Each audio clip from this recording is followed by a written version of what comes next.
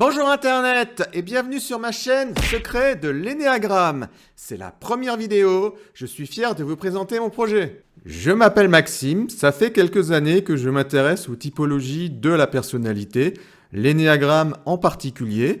J'ai fait plusieurs séminaires d'Ennéagramme, j'ai lu énormément de choses sur Internet, vu énormément de vidéos sur YouTube, j'ai lu des livres, dont certains livres en anglais qui ne sont même pas traduits. Autrement dit, je commence à avoir une culture assez importante du sujet.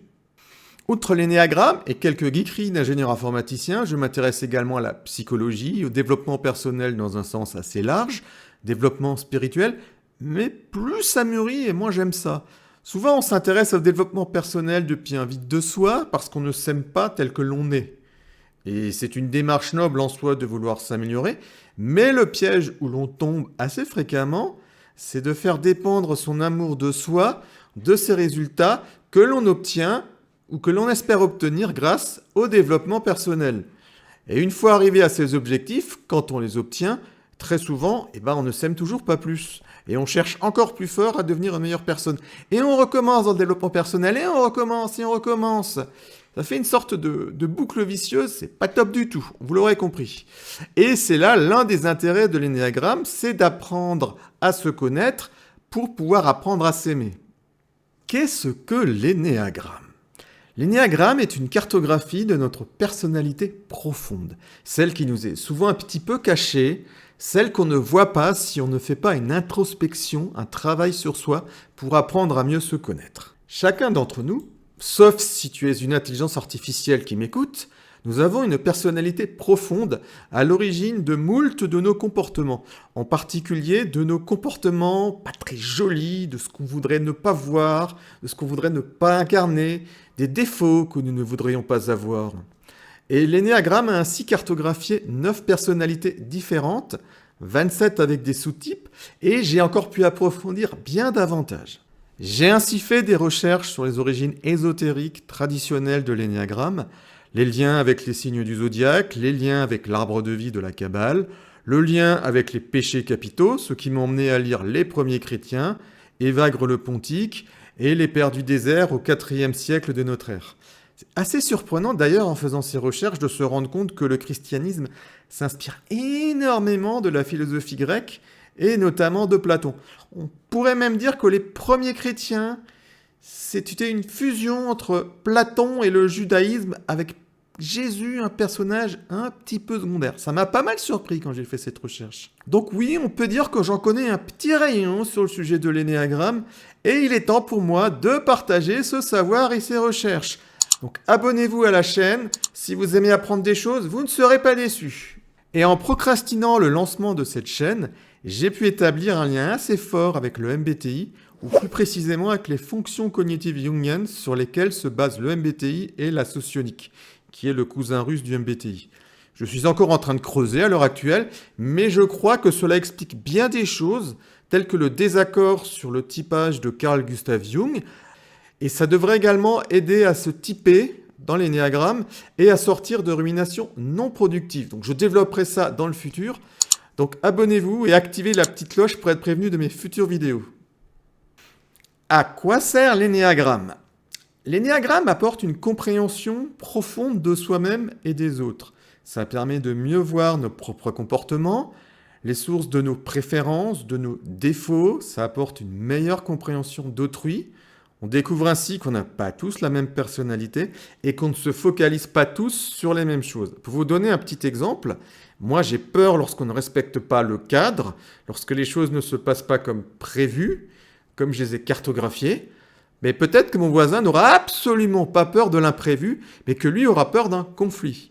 En connaissant sa personnalité et la personnalité des gens avec qui nous sommes amenés à relationner, ça permet donc une meilleure communication en découvrant qu'on n'a pas tous les mêmes attentes dans la vie, ce qui permet de pardonner aux autres de n'être pas parfait et de pardonner à soi-même de n'être pas parfait, ce qui permet à mieux s'aimer et à ne pas se fuir dans une quête de recherche d'efficacité personnelle sans fin que proposent bon nombre d'auteurs de développement personnel. En ce sens, certains rapprochent cela d'un travail spirituel. Et j'ai effectivement connu quelques expériences sympathiques, Mais je ne suis pas un maître spirituel ou un gourou. J'ai encore beaucoup de chemin à faire moi-même avant de pouvoir prétendre enseigner quoi que ce soit de spirituel et d'élevé. Le modèle de l'énéagramme n'est pas un prérequis pour atteindre l'éveil.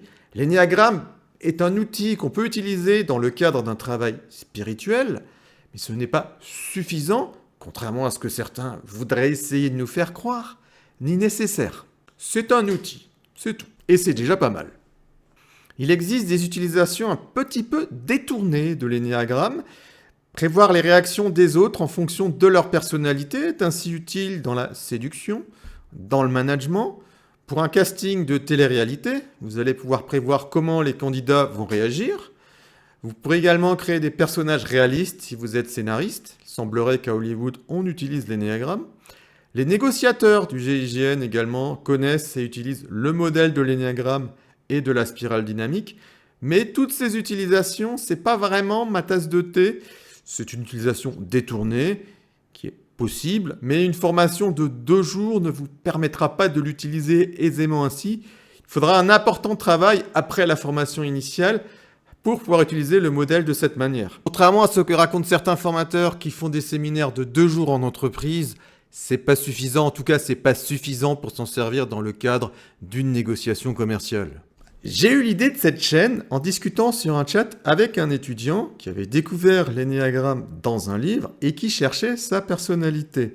J'ai assez vite deviné son type, ce qu'il s'est passé par la suite n'a fait que confirmer ce que je pensais initialement, mais lui-même galérait à trouver son propre type.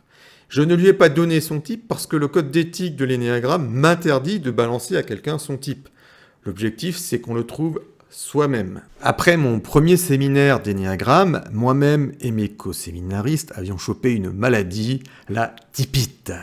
C'est-à-dire que nous étions occupés pendant quelques semaines à typer des personnalités et à échanger entre nous ce que nous voyons chez eux par rapport au modèle de l'énéagramme. Donc nous échangeons des vidéos sur YouTube de Papacito, de Jean Laval, de Thaïs Descuffon, Stéphane Edouard, etc., etc.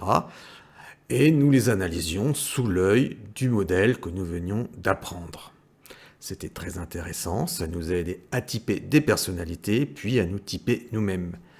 Mais pour qui apprend tout seul à travers un livre, il y a un grand manque de vidéos de typage, d'entraînement de typage, et je me suis dit que je pourrais créer une chaîne où je typerai des personnalités pour vous aider à typer à la fois des personnalités et puis après pour vous typer vous-même. Pour le MBTI, une autre typologie de personnalité, vous avez déjà l'excellente chaîne de Pierre Ikia qui fait un excellent travail de typage et de pédagogie. Même s'il utilise une variante du MBTI Objective Personality qu'il appelle MBTI efficace, avec laquelle je ne suis pas trop d'accord, je préfère le MBTI classique, mais ça n'enlève rien au fait qu'il fait un travail de qualité qui n'existe pas pour l'énéagramme en français. Et c'est donc ce manque que je souhaite combler. Également, je voudrais lancer un serveur Discord annexe à cette chaîne où nous pourrons discuter d'énéagramme et d'autres typologies de personnalités telles que le MBTI, le Big Five, la socionique, la spirale dynamique, les niveaux de réalité, etc., etc. et d'autres sujets plus légers également. Ce serveur Discord nous permettra également de discuter de notre vision du monde, de nos petites habitudes entre personnes du même énéatype ou de l'énéatype que vous pensez être, ce qui va nous aider à nous approprier le modèle et à nous interroger sur nous-mêmes et à nous aider à mieux nous connaître. Certains appellent ça des panels tout simplement.